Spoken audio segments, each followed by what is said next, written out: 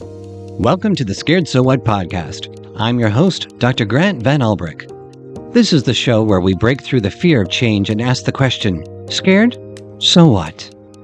Each week we dive into personal change management, coaching, and leadership for the future, giving you real-world tools, insights, and stories to help you lead yourself and others through transformation. Whether you're navigating change in your life, your career, or your organization, this is your space to learn, to grow, and to take bold action. So, are you ready? Let's move from fear to forward. Welcome to the Scared So What podcast show. Today, I'm excited to have a special guest who is a Senior Vice President of Enterprise Solutions at Data Axle. With over 30 years of experience in innovating at the intersection of MarTech, AdTech, and enterprise strategy. He's led teams across startups and scale-ups, and he's known for developing trusted relationships, turning complex challenges into data-driven solutions that deliver real results. He's a trusted advisor and a dynamic industry voice, and I'm very happy to call him a friend. Let's meet our guest today, Mr. Marc Sabatini. Hi, Marc. How are you today? I'm doing great. I'm doing great today, Grant. That's fine. It's great to be here. The G's in there, and there you go. It's a great start. Well, we're on the radio for today from London, and Marc, tell us where you're at today.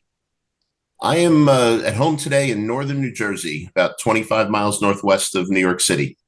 Oh, wonderful. And I bet it's nice this time of year, isn't it? It's getting there. It's been very hot and muggy, but it's beautiful, and I've lived here my whole life, so I'm used to these seasonal changes that we go through. Oh, that's great. And no secrets here, just for our listeners. Marc is a good friend, and he's also certified in the Scared So What methodology. So he's one of our first original instructors in the program, and I've had the joy and privilege to work with him over the years and just be able to interact with him. And I thought it would just be great to have his story and him on the show with us today. So, Marc, for our listeners, could you tell everybody a little bit about your experience and your exciting career? Absolutely, Grant. I've been about 30 years now in marketing and advertising technology, continuing to ride the wave of change. This is an industry, as with several others, where technology has been changing over and over, year over year, decade over decade. And I would say probably in the last 10 years, that rate of change has been accelerating even faster as technology is accelerated. And I think more importantly, this last 12 to 18 months where, AI, generative AI, agentic AI agents are completely changing how the advertising and marketing technology is being consumed and utilized and leveraged. So I'm excited about where things are going, how we can bring technology to the table for large enterprises and marketers to get their job done. But quite honestly, that's the way I've lived my life. I've got 5 children that span over 3 decades. My oldest is 31. My youngest is 4. So I'm always ready for change, and I live that in my personal life as well as my business life. 5 kids, and if you could see Marc, you could see he only looks about 42. So, wow, you've done it very well. Well, AI helps in a lot of ways. It does. And it's so funny that today you would bring up the discussion of AI, because I just saw here in England, our prime minister is working with global technology leaders like Google, Microsoft, IBM, etc. They're doing this process called Tech First. And the UK is putting about £200 million behind trying to educate people about AI. So they have a target of 1 million school students and 7.5 million everyday adults, to actually embrace them in the abilities and knowledges about AI. But you know what the common discord is? The discussion out there is fear of change. And especially if you're about 45 or up, it's, wait a minute, I might not have the skill sets or the knowledge. Am I going to be left behind? And that's ripe within your industry, as you've just rightfully said. What's the conversation there? Well, I think it's great to hear that news and that investment, because it's not just about teaching the practitioners about the latest and greatest technology. It's about educating the consumers, whether they're individual consumers or individuals on the business to business side. What can the technology do for you? How is the technology working? Because the more that users and consumers can leverage the technology, the outcomes will start to improve at a faster rate. In the ad tech and MarTech space, it's no different. We all have ideas about how we want to communicate to our customers and our prospects. And, for years, organizations have been limited by the silos that their data sits in.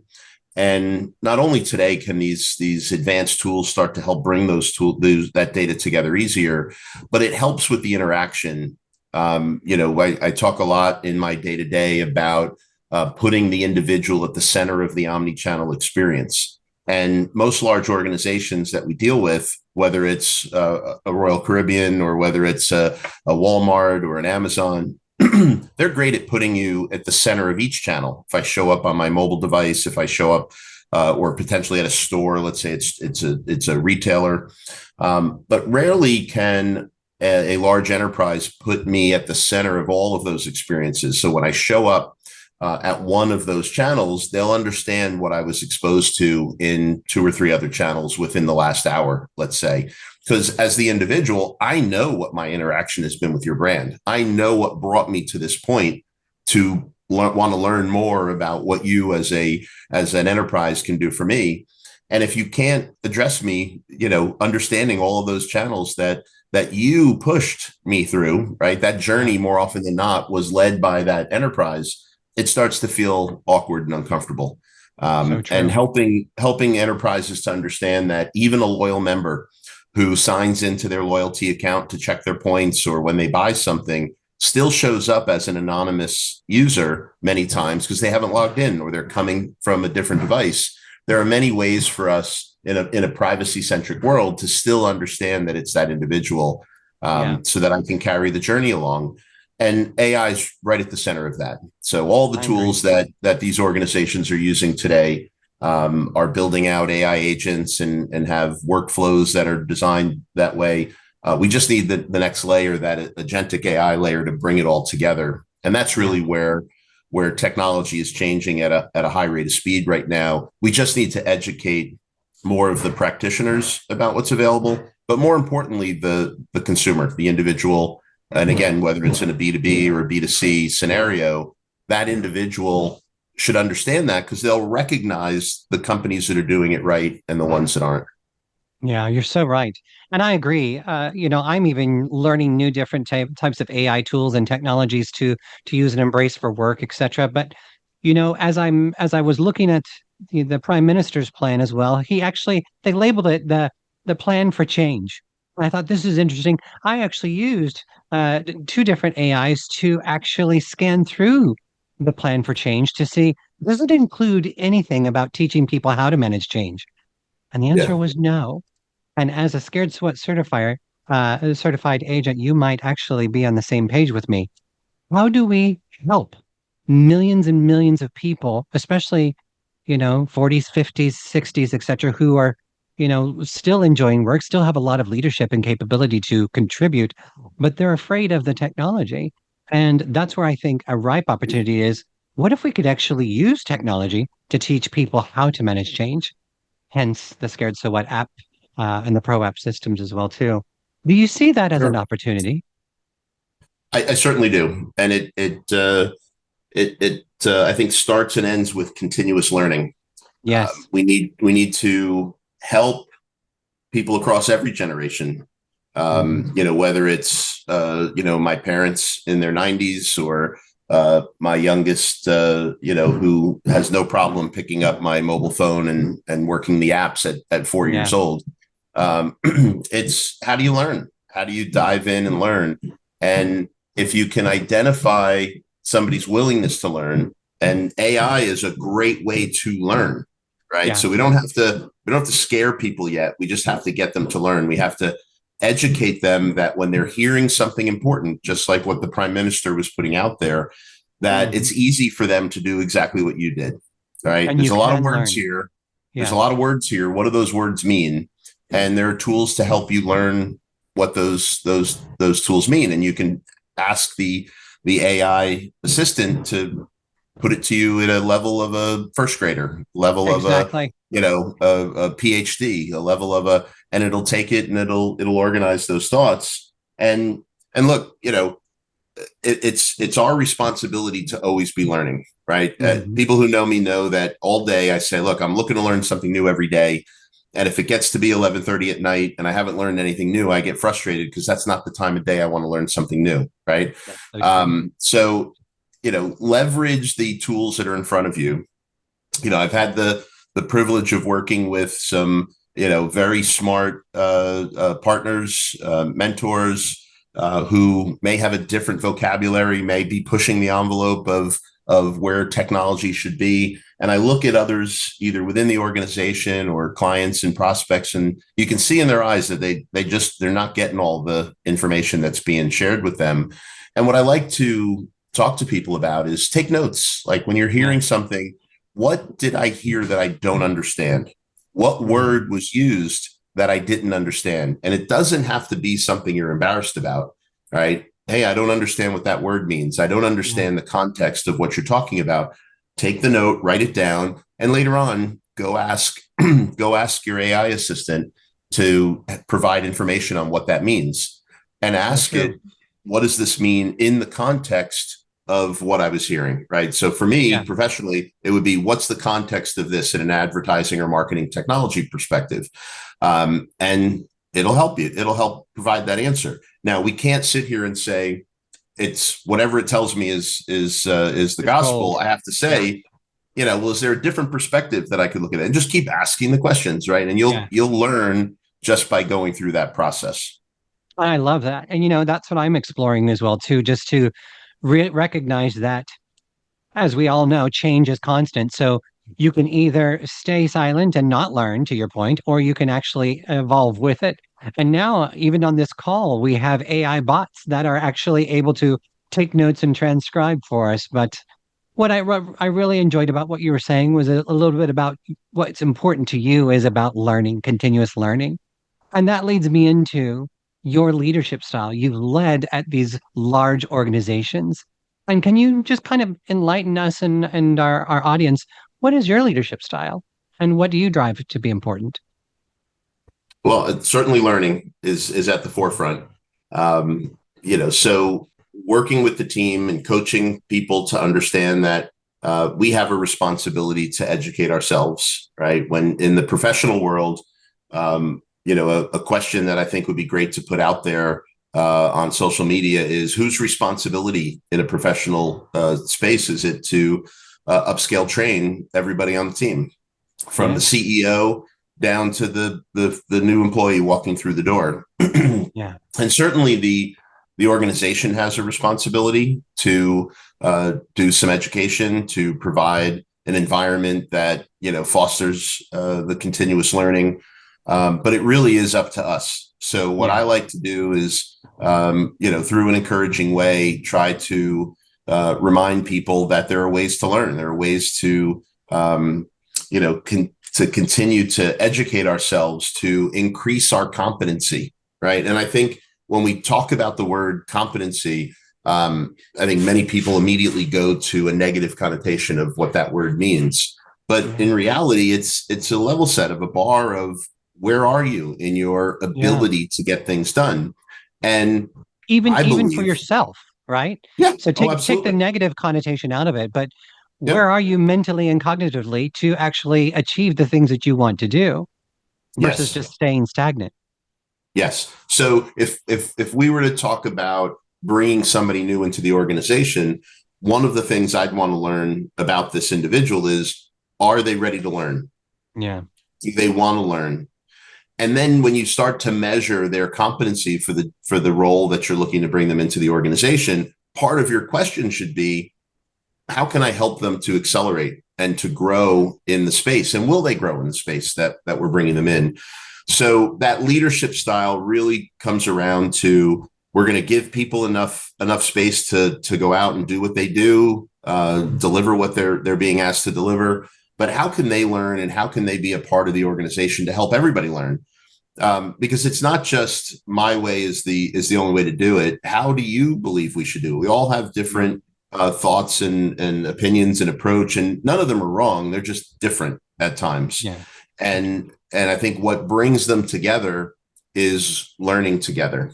Mm-hmm. So how do we learn together to accomplish the goals that we're trying to deliver? And from that becomes the passion and the drive as an organization to achieve the goals that we need to hit. I mean, nobody's in a business where it's easy to get these things done. Even if we were to identify a handful of unicorns that are out there growing at 60%, or more year over year, they still have challenges to keep that going. They still had challenges to overcome to get there. And the only way they got there was the organization together, working together to drive to that goal. So the leadership approach needs to be one where you're fostering the environment where everybody contributes, everybody learns, and the organization continues to grow. And is that something, Marc, that's been with you your entire life, or is that something you've had to learn along the way? The reason I ask you that is because we've all had examples of bosses that would be the opposite of what you just described. I've seen several leaders throughout my experience that have just been completely allergic to development and care and empathy of others, and you're just a number, just do it. So yeah. I'm curious as to, is that something you've learned along the way, or is that just part of who you are and your being? I like to think it's who I am. I've always been in situations where I've had to work around a lot of people in urgent situations. Before I got into advertising and marketing, I was an EMT, an emergency medical technician. Now here it comes. Now I'm starting to understand empathy and the care for people. Always trying to care for people, and even as at a young age in high school, I was a volunteer on the fire department in my hometown, and became an EMT when I was 16, and constantly out there, and working in professionally at a young age, working in Newark, New Jersey. So being exposed to a lot of extreme situations and having to work through them and triage the situation to say, how do we get from here to there so everybody wins? And that kind of goes hand in hand with, a friend asked me, what's your why? What is it about you, Marc? And it really boiled down to it. I want to help people. And, so really that leadership style, that goal, how do we help people? And it's always provided fantastic results for me professionally, because in the work that I do of trying to deliver new technology, it's always about solving a problem. Yeah. So if we put our sales hat on, and your book was all about transforming sales management, right? Yeah. And that was really what opened my eyes. Our friend Alex Abbott turned me onto it a couple of years ago. But when we put our sales hat on, we're not just trying to sell something. At least the top performers. What we're trying to do is understand the organizations that have the problems that our outcomes solve. Mm-hmm. And if I can come into an organization where I've done my research, I've educated myself on the business, I've educated myself and our team on the individuals in that organization to identify the people who own the problem, right? If I'm talking to Grant and he owns the problem that my outcomes solve, the next thing I have to learn is that organization and Grant ready to solve that problem?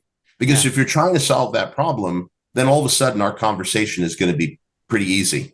And it just comes down to, are the outcomes that I can deliver the ones that you believe are the ones that can help solve your problem? And if that all connects, then we start working together. There's the partnership, right? But you have to be able to understand that you're here to help somebody. And we are all talking about, the future of, BDRs and, how do we do outreach and so on and so forth. The last thing I want is somebody knocking on my door who doesn't understand my business, doesn't understand me, and thinks that their product or service will solve problems that I may have, but they don't even know Yeah. if I have those problems. Oh, So exactly. it should be about us helping people. And if we can all do that, then the fear level comes down, right? Mhm. Anybody can knock on the door and find a way to deliver that message quickly, and in a way where the person hearing the message says, this resonates with me. And then the Yeah. conversation starts. Wow. Great insights into you. We've been friends for a while, but I didn't know a lot of this about what made you the core person of who you are.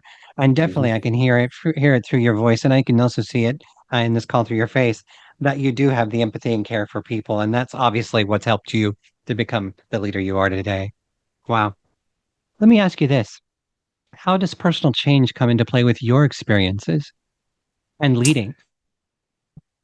Yeah, a couple of different ways. When we first met, probably a year and a half ago, at least, because I believe I got my certification in January of 2024. So it Hmm. was certainly some time before that when we first met.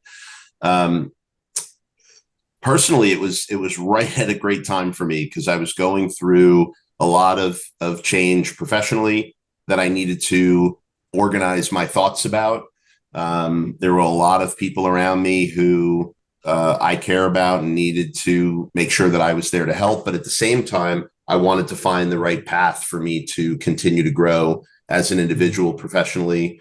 Um, and then at the same time, with little kids at home, older kids starting their life, there was a lot of change there about how do you make sure that you're a great father and still providing that guiding light and that strength that you need. And then at the same time, how do you be a great partner? Yeah. My wife and I are cut from the same cloth, and she's out there driving her career. And how do you have that empathy and coaching internally for each other? Hmm. And Scared So What really hit me at the right time. And it was clear, right? It wasn't just reading your book and understanding the difference between, all the organizational change methodologies that are out there, but taking a moment to realize that those methodologies are missing one of the most important pieces, which is how do the individuals who have to deliver on that organizational change deal with the change that's coming at them, right?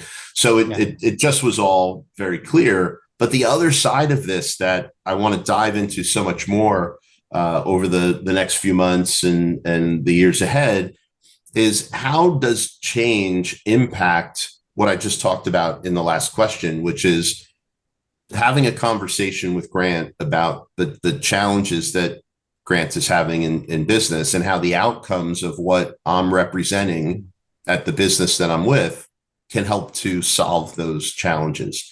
Oh, And it could just be as simple as you've got a problem of 1, 2, 3, and my ABC is a clear answer to solving those challenges. Great. yeah. But in the work that I've been doing in the past, 8 to 10 years, it's really about delivering a new paradigm, technology that approaches what many of us have been doing for 10 or 20 years in a completely different way. So Yeah. part of it is the questions you get back when you do your storytelling or where you're trying to associate the outcomes that you deliver to the problems that the individual you're having a conversation with is having. Their answer is, well, oh my God, how could you possibly do it for 50 or 70% less? How could you possibly do it 10 times faster? How could you possibly do that in a way that solves these 5 other problems that other people in my business are trying to deal with? All of a sudden, the only thing that's going to be in that person's mind after that call is fear, Here. right? So this is the answer. But the fear ranges from disbelief. So I have to come back with a reason to believe that what I'm talking about actually solves it. The next piece is understanding what that next step forward looks like. Because more often than not, people are met with a story and learnings that make them say, this is amazing. This is their Hmm. natural first reaction. The second reaction after the conversation is, this is going to change my entire world. And that's not a Hmm. positive statement the way I'm saying Yep. it right now. You go right I'm into in, I'm scared. in fear for my job. I'm in Yep. fear for the people that work for me. I just spent the last year telling my leaders that we have to do it this way, but this technology tells us we could do it better, cheaper, faster this other way. Yeah. What does that make me look like? So as a career seller, sales leader, salesperson, consultant, you've got to be able to get on the other side of the table with Hmm. the person you're talking about. So you're sitting next to them. And it's not just about how you do your storytelling and bring your paradigm to life. It's about relating to the world they're in and who they are as an individual, so that you can start to learn some of these fear reactions that you believe this individual is going to have, which is different than the next individual you're going to have a conversation with. And if you can start to incorporate, no different than when we do our storytelling and we incorporate objection handling that we believe is coming down the path into the story. So we're handling the objections before they ever come up, right? We have an educated audience we're talking to. We should understand the objections that they're going to have for us. And if I change my storytelling to address those objectives as I'm doing it, the objections don't happen. The same thing is about the fear. And I started to, over the last year or so, add in points in my storytelling about, and this is making people afraid of the change. Yes. I've had conversations with people, Grant, where they're afraid now. Now that I said this, they either don't believe. How do I get them to believe? This is my storytelling. I'm having a conversation with somebody who I believe I can help. And I'm saying to them, this is what, and it gets the person I'm talking to start to open up more about, Of course. you're Of right, course. Mark, because I feel the same way. Which is How is this? exactly why I built this. Yeah. It's to facilitate that conversation. Yeah. Scared So What is a coaching tool, but it's a coaching tool that actually focuses directly, bespokely on the individual, so that they don't have. And if you're using it, which you are, and I can attest, I know you're using this correctly. Your whole emphasis is to try to actually coach them through that fear of the change, so that they can actually reflect through it, make an informed decision, and then you're looking at what was the business outcome and business effect. This is beyond employee engagement or employee satisfaction. This is business results, Yeah. ideation, outcomes. What is their so what? And how do you help them Yes. to make their so what? You think of the salesperson, just as you rightfully said, who ends that conversation with somebody who said, "I can do it faster, cheaper, etc., and do 10 more things that you couldn't do." They're going straight into fear. Fear Yes. of, are they relevant anymore? Fear of going back to their boss and saying, "I can't close this deal. And not only could I not close it, I don't know what I'm going to do next because somebody else just got the business." So you're so right. And this is a learnable skill set that is missing. And that's my Becomes goal. part of sales enablement, right? So, Should be. a common buzzword across many of these organizations in their go-to-market process right now is about sales enablement, revenue Hmm. operations, right? How do we bring these points to life so that these are Well, tools that we're educating the salespeople about? But there's also a way to measure this, because yeah, if I'm doing 100 pitches or 100 conversations in a certain period of time, and it's the same pitch every time with slight yeah, variations because of the audience, I can track the outcome. I can track the conversations and start to learn about the common threads and say, well, what if I introduce this piece of learning about, are you afraid of this change? Right? Just yeah. ask the question. And it really helps to move the ball in your conversations with your customers and your prospects. You're speaking to the choir. Absolutely brilliant. And even back when I wrote that first book, I made this for my salespeople. But it was just so ironic that, wait a minute, every single human being experiences moments of constant change. This actually applies to everybody. And then we expanded the testing to prove that it does. So, wow, thank you so much, Mark. You've just been incredible about this conversation. And I can't Yeah. believe the way you're using this. You were going to say? When you talk about people being fearful of the change, accepting of the change, or rejecting the change, accepting the change, or being indifferent in the middle, just because they're accepting the change is not just a positive answer, No. because they Yeah. may accept this change and they're going to For that accelerate moment. through it. in that moment. But what collateral damage to the rest of their mindset and persona is going to now happen, Yeah. which then causes more fear of the Mhm. positive change. Yeah. That's another aspect of this that we have to look at. Well, Mark, you're opening up a whole new dilemma of why this is so critical to business. Understand, you could be a transactional 1980s leader and earlier on, and just tell Mhm. people what to do, and you'll climb. Organizations are toxic enough that they'll promote the bad leaders, and they always do. However, to be that transformational leader, which is what I believe you and I, where we live, helping others, empowering others, when you start asking the questions so that you can champion people about how do they feel about the change and what can they do about it, their own so what, that then opens up ideation, engagement, involvement, but it also raises the awareness that I may be titled as the leader. That doesn't mean or prove that I have all of the answers. And my employees might have better solutions if I actually include them, which can benefit all of us, including the organization. So, wow, I'm definitely going to have you back. We've got to keep these discussions going. Well, I do have a question that we ask everybody just at the end to wrap it up. And this focuses basically back on you. What is one thing of advice you'd like to give out to people about change, coaching, leadership, or just life? It's continuous learning. Continue to learn, continue to ask questions. Ask why, ask what does that mean. I think it'll help us in everything we do, professionally, personally. With the political landscape as it is today, start to ask more questions of why and learn. The more we can learn, the more not only educated we'll be, but the different perspective that we'll have.